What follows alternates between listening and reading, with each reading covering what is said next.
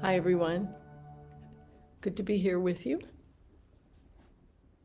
All right, I think that's good. We'll get started today, and then we'll have plenty of time for questions. Just take a moment and come inside. See if you can let go of anything around you that you're doing, and just be fully present for yourself. And take a couple of relaxing breaths, because this is something that helps the microbiome. Okay, so talking about our gut and our digestive tract is really become fashionable these days, because there are so many people suffering from digestive issues, and it's really not necessary. There's no fault, there's no one to blame, but it's just really about our distorted relationship with food, and perhaps a corrupt food system, or a system that's really not in the best interest of our health and well-being. And it encourages us to go into excess and to unhealthy eating things that are maybe not really even food. So we've been led away from one of the main principles in all of nature, which is cause and effect. For every action, whether it's a mental or a physical action, there's a result. And the connection is there in whether we acknowledge it or not. And that means that everything affects everything else in our lives. So if I eat and drink excessively, or I eat junk food, there's a consequence in my health, both mental and physical. And to not pay attention to that is to really disregard ourselves as human beings. But it's also rooted in this general misunderstanding of how the human being functions, how we can heal, and how do we stay healthy. So people with digestive issues, they're miserable, and they'll try almost anything to get better. I know that's what I did. People use prescription meds that have all kinds of side effects that often are worse than the problem itself. Supplements, diets, fads, all of that stuff. We try fermented foods and mushrooms and paleo and raw foods and all those things that that might give some temporary relief, but they don't really solve the problem, and they're not sustainable. There's two underlying beliefs that can bring great harm to us. One is that I should be able to eat and do whatever and not have consequences. And the second one is more is better. I want you to think about those, because those things all have consequences. And I certainly did it. I had digestive problems in all my life until I came to Ayurveda. And I so wanted to be healthy as an adult. I was very involved in the organic movement in the early 1970s. I had such a hard time digesting food, though, that nothing really felt good.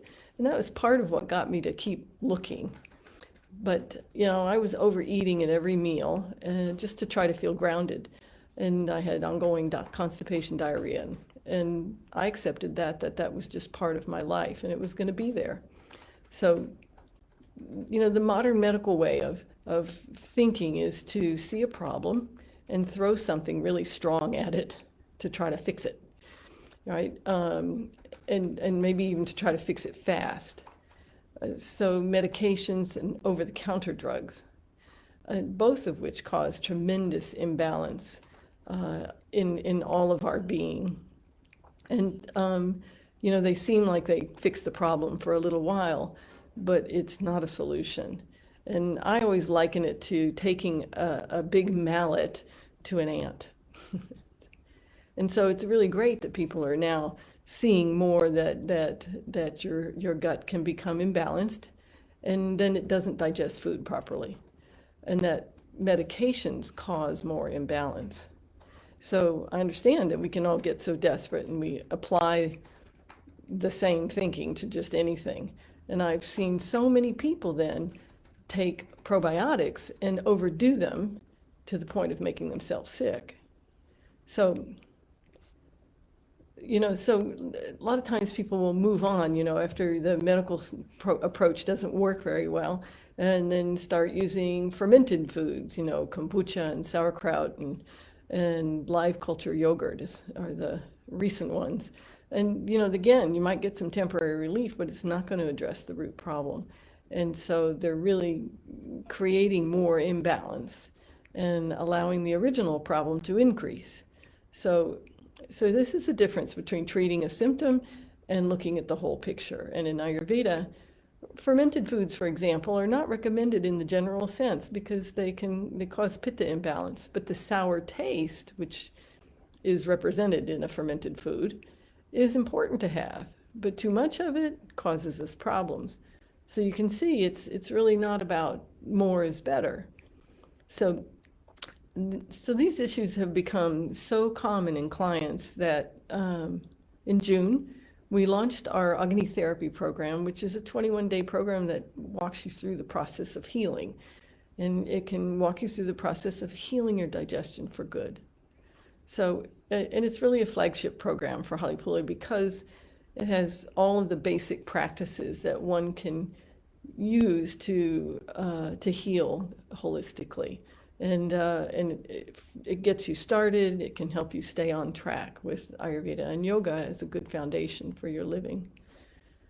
It's also become popular for people to consume a lot of mushrooms, and whether they're locally foraged culinary mushrooms or they're exotic mushrooms taken as medicine, that we understand that we have a delicate balance of fungus in our bodies.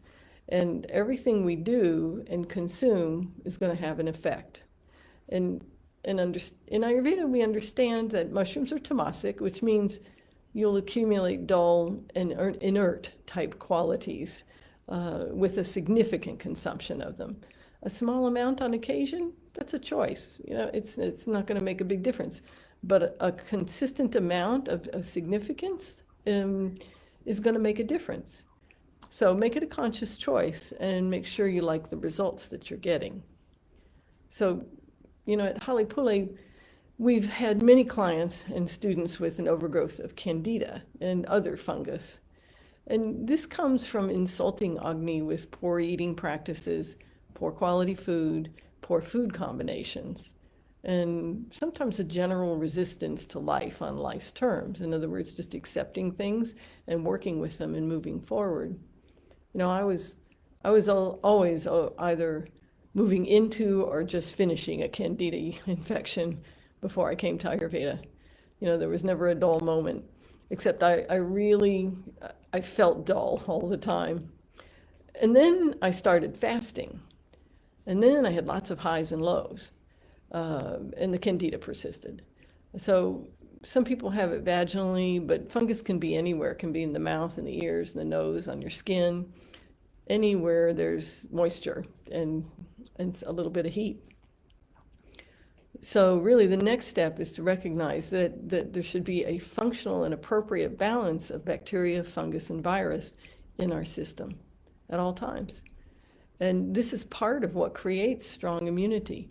And it comes from the function of Agni and the balance of the doshas in the body and mind. And that's what creates what we call ojas, or our immunity, our vitality, and our blissfulness, and our ability to be peaceful. In order for doshas to stay balanced, Agni must be balanced. And so what is Agni? Well, it's that energy that's available to transform anything and everything that we consume through our five senses. And so what we look at, what we listen to, smell, touch, taste, all of our senses are factors in our eating. And when they're included, in other words, we pay attention to our senses with consciousness, the eating experience completely changes, which then affects the condition of the gut. Agni functions on the cellular level as well as on this more gross level that we usually think of. It's really the basis of all digestion of food and life. So with Ayurveda, we encourage gentle sattvic foods and spices, ones that support Agni and the balanced growth of our natural flora, the bacteria in our gut, which is what helps us stay balanced, able to digest, and feel better. So one nice thing to do is that you can have buttermilk, or a buttermilk lassi, we call it, but instead of yogurt, because it's closer to the human flora and it's less sour than yogurt. At Pule we have buttermilk 3 to 5 times a week in order to take care of the digestive tract and keep a proper balance. And you might also hear this called takra. So some other ways that you can take care of your Agni and therefore your gut is to chew your food until there's no solids swallowed. And so this might be a smaller amount for some food and a larger amount for others. And eating the right amount in one sitting. So your meals should be fairly consistent in their size, right? Agni really likes that consistency. So about what you can put in your hands. And then you need to allow the meal to fully digest before you eat again, before you put anything in your mouth again, which usually takes about 4 to 6 hours. And then having a really diverse choice of seasonal fruit alone, vegetables, legumes, grains, nuts and seeds, spices and oils. You can do this pretty simply just by eating mostly what's local, depends a little bit on where you live, but honoring the season changes. Use things that are grown cleanly without chemicals and things that are fresh because they have prana, they have life force in them. And this is really what we're looking for in the food. So ideally freshly preparing each meal and not tasting while you're cooking, right? Because tasting while you're cooking has a negative effect on your Agni. And also it makes your cooking different too. Respecting food combinations. Don't have too much heavy food in one meal. Beans and meat, for example, or meat and cheese, things like that. Things they're really heavy. Anybody's going to have some trouble digesting it. And you want to avoid extreme differences in taste. So, for example, maybe don't have dates with grapefruit, right? Something really sour and something really sweet. Taking care of your Agni with a ginger appetizer before meals is also a really simple thing that you can do to keep your Agni awake and working well. And taking a little stroll after you eat, and making sure that you're breathing fully. You can do a take pause exercise, just to take some conscious deep breaths and smile to yourself right before you start eating. Then have a prayer or a mantra or a statement of affirmation, and then have your meal. Now the cells are going to be ready. And having another one that's really popular these days is intermittent fasting. Well, if you have your dinner at a reasonable time and you have your breakfast at a reasonable time, you're going to have about 13 or 14 hours of fasting every day. But do you need more than that? No, not really. And then less than that, well, then that's a choice, and there's going to be, you'll have to see how Agni likes it or not. And consciously expressing appreciation for the meal, as I mentioned, having a prayer or a mantra or some kind of affirmation, at a minimum, to just breathe consciously to calm down before you start eating. And don't drink right after eating, and don't drink a lot during the meal either. Better to hydrate yourself through the day, about a half a cup or a cup, maybe 200 ml of water every hour or so. And then you'll see you're not ever going to get to that point of being, oh, so thirsty I have to drink a whole lot. And you don't want to drink right after eating, because then you dilute the digestive enzymes and the process that's trying to go on. And the other thing too is that your primary hydration should really come from water content food. So for example, when you cook whole grains, there's water in there now. Or when you cook your vegetables, there's water there. And there might be liquid with it, and you want to consume that as well, because that's where a lot of the nutrients are. And then, of course, pranayama and meditation and mantra, mudra, asana, the practices of yoga, that they take care of the mind and the body, right? Because our body really just follows what our mind is doing. So if you want to learn how to apply these practices in your life, you might check into our Agni Therapy program. We have instructional videos and a community group and information on cooking and ongoing support from Pule, as well as a weekly Q&A with me. So since everything is connected, the condition of the gut dictates the microbiome in the mouth.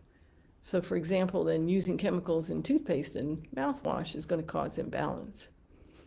And if there's excess bacteria in the gut from undigested food as a result of Agni not working properly, then there's a problem with eating. And it will cause big problems in your mouth, with your teeth and your gums particularly. So in addition to those things above, to take care of Agni, you want to rinse the mouth with warm water first thing in the morning, preferably before you swallow, actually, because then any bacteria that may have accumulated is washed out. And then you can scrape your tongue 7 times back to front gently.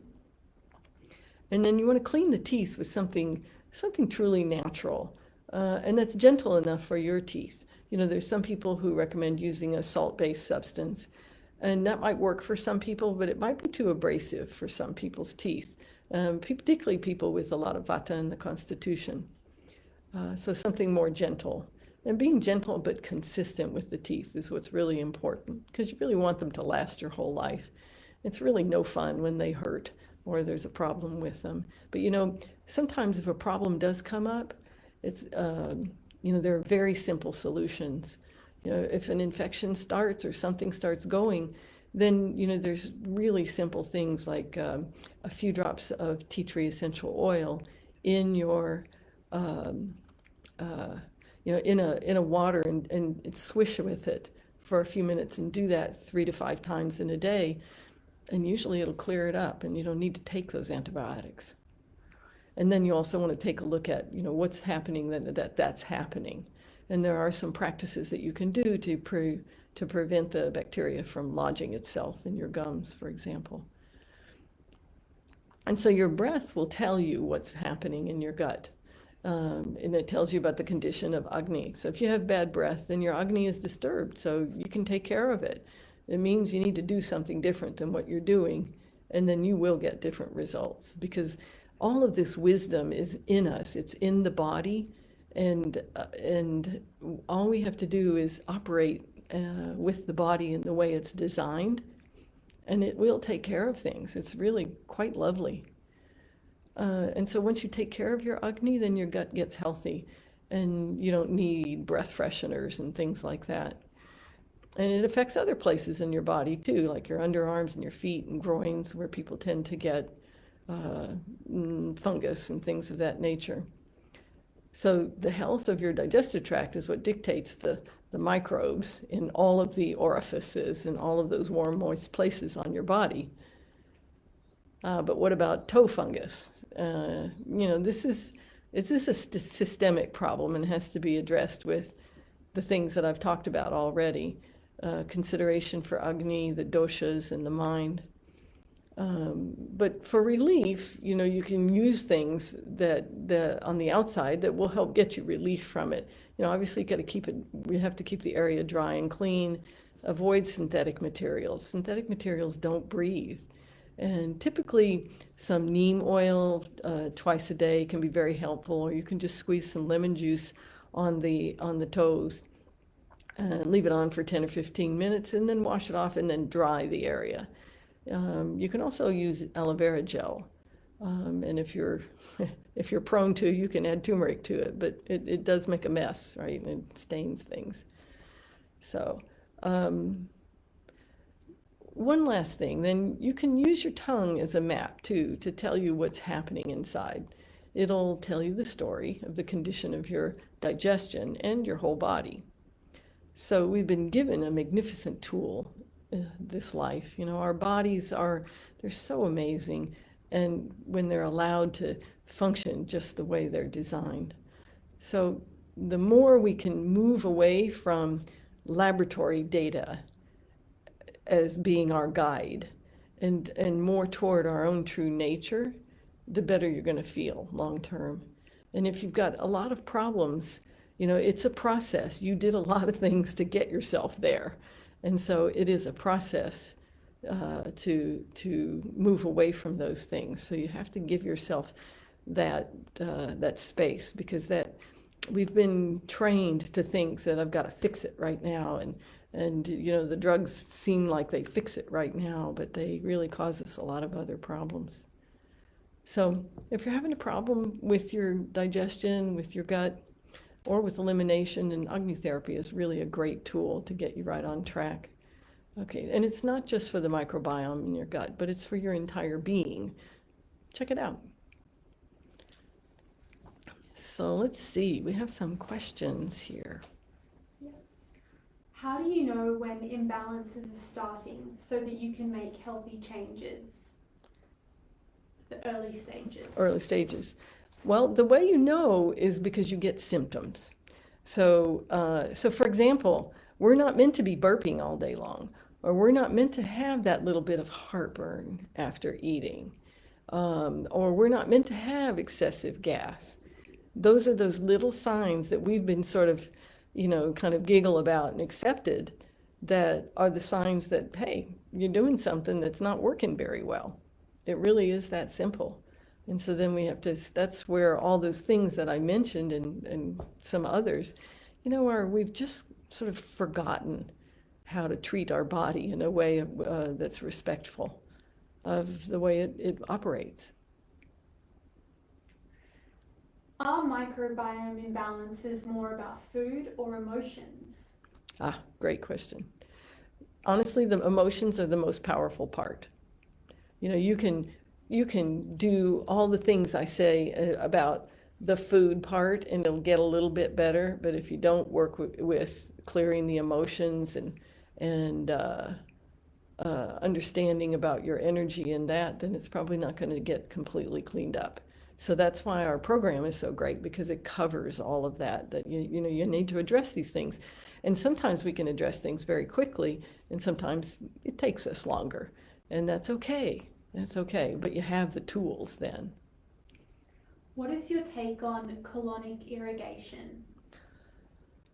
Okay, well, in a previous lifetime, I actually took colonics myself, and also then gave colonics for a year, back about 30 years ago, 30-something years ago. And so I would not recommend them. They will contribute to drying out the colon even more. So yeah, there's better ways. Yeah. Mm-hmm. Okay, someone wrote, what are your thoughts on probiotics, which you already covered? They went on to say, I understand that through seasonal food we can support, but with the depletion of our soils, pesticides and more, is it something to consider? I think it's something to consider when you travel and you don't feel like when you travel, one of the very best things you can do is you plan your food in advance. And if you say, oh, well, no, I'm going on an adventure and I don't know where I'm going or what I'm going to do or whatever, well, that's a big risk you're taking.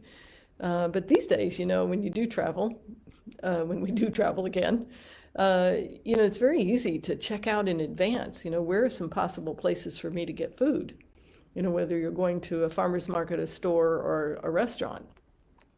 So, and then in those cases where you're going to a restaurant, for example, then that would be the time where I might recommend some probiotic to take with you.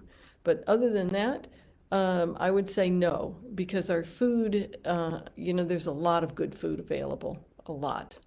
And so you have to make a little effort maybe in some areas to search it out.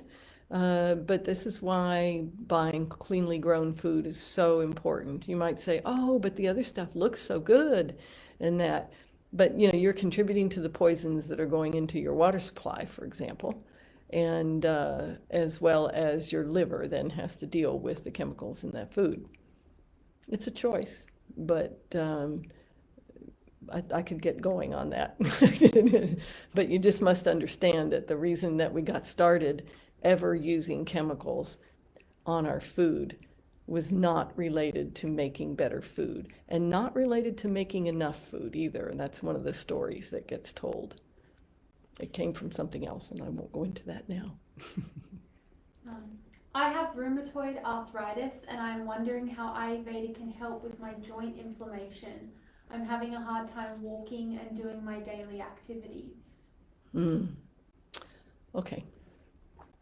Well, rheumatoid arthritis can be either reversed, or depending on how deep it is in the system, it can definitely be minimized and helped with Ayurveda. But it does mean you have to change what you're doing. And so, yes, so there are many ways. Just cleaning up your digestion will make a huge difference, because we understand that rheumatoid arthritis comes from the accumulation of which are metabolic toxins, toxins from undigested food combined with excess dosha, typically vata.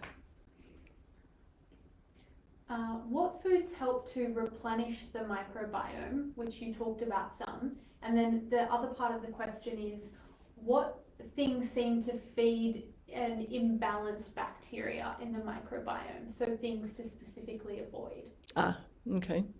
Well, the things to avoid would be excess of anything. Excess sour, excess sweet, excess. So sugar is something, especially refined sugar. You know, you can just cut out the refined sugar and it's going to help you a lot. So excesses, I know, for example, a lot of people having large amounts of fermented food. This is not going to solve the problem. In terms of particular foods, what I would say the most important thing is to have a good balance in a meal. You know, and you can check that out on our website, read about the balanced bowl. And just to give you an idea of proportions, and those are based on the 6 tastes, which are based in the 5 elements, which is what we're all made up of. And so the idea is to get a balance of those 5 elements.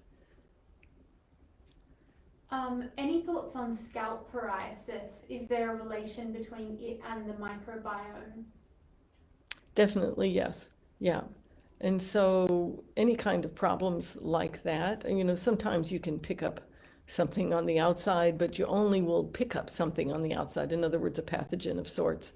But the psoriasis comes from the gut being irritated and there being an excess of dosha. And in that case, it's pitta dosha primarily. And so, yes, that is correctable. And it comes with change in diet and cleaning things up. It's a process. Sometimes it'll go away really quickly in a month or so, and sometimes it takes longer. It really depends on the changes that you make, and it's not just, oh, I'm going to stop eating pitta-provoking food, for example. It's, you know, what's going on in my mind and what am I exposing myself to, right? Because we talked about how the emotions are not separate from this. They're just as important as the food, if not more so, I would say. Okay. And someone wrote in saying, we live in a place where prana-filled food is not easily available, northern Canada and Alaska. Would it be better to eat imported fruits and vegetables from South America or to eat wild game? I would have some of both. Yeah. And then when you're talking about wild game, then have it in the proportions that we talk about. And I think that's really your best choices. Now, but when it's winter, you want to have winter type vegetables. So you shouldn't be eating tropical fruit, right? You should be having things that grow in cooler weather is where your choices should come from. So, you know, maybe sweet potatoes and beetroot, and your greens would be cabbage and dark leafy greens and things of that nature. Is nutritional yeast beneficial for digestion and vitamins? No. I'm sorry. Nutritional yeast is not something I would suggest to ever consume. Again, there are so many products like that one being one, because I remember when that was created. And these things came about as a result of byproducts in the food industry. It is not something that I would suggest. Remember, we're going to, if you really want to be healthy, then you've got to move away from looking at laboratory data as your reference point. Because you're not a laboratory, you're a human being, and it's very different than a laboratory environment. And what are your thoughts on liver and gallbladder flushes? There are better ways to do it. The liver and gallbladder flush is something that about 40 years ago, is something I did. And at that time, it was helpful to me. However, it's very extreme. And in Ayurveda, we have much more gentle ways to accomplish the same thing. I want to say another thing about that, which is that you also, though, you can do that flush, but if you don't change what you're doing so that you're not creating that problem again, you're just going to end up back in the same place. And so it's really, and that's what we talk about in Ayurveda, is that we show you ways so that you don't accumulate stones and sludge in your gallbladder and cause problems. What is the Ayurvedic perspective on toothpaste? Well, I don't know, from the text and that, I'm sure that it wasn't talked about but at that point, neem sticks, a piece of a neem tree was what was used to clean the teeth. I think I mentioned already, you just don't want to put chemicals in your mouth. Are there some pastes that are okay? Yes, but get paste without foaming agent in it, right? Because foaming agent's not good. But if you take care of your gut and you can really just brush your teeth, and you might see that you don't need very much of anything on there. Yeah.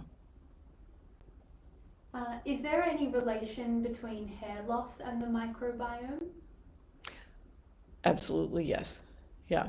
So hair loss comes from a few different things. It can come from general stress, which then you'll start to lose your hair all over, or it can come where you're losing it on top, which is excess pitta in particular. So absolutely, you take away the pitta aggravating things, hair loss will stop. Hair can come back even. And the same with all over. Yeah. So it has everything to do with what's going on in your digestion, which is digesting food and life. Okay. 2 more questions. 1, how do you increase your digestive enzymes? So many people take enzymes to help digestion. Mm-hmm. How can you increase it daily with natural foods and herbs? Okay, the very best way to do that is chew your food. I remember, I've been around a while, I remember when the digestive enzyme industry was created. It came about in the 1970s, and it's because people started going to restaurants, and everybody started going faster and eating faster and not paying attention. And so I could go on about that too. So the digestive enzymes get initiated by your chewing the food and mixing your saliva with the food. And then, then the other piece of it is that that's why we talk about using whole grains, because those whole grains actually help to stimulate those digestive enzymes. And so that's what you need to do. And don't drink a whole bunch of water, watering things down. Now, sometimes people have conditions where where, for example, the kapha is so low that they don't have much saliva. And so that problem needs to get corrected, but it's best corrected with food, actually, appropriate diet. So chew your food and pay attention to what you're doing when you're eating. And I think you'll find that things will start digesting. And also find where you're in resistance to life. And see if you can shift that.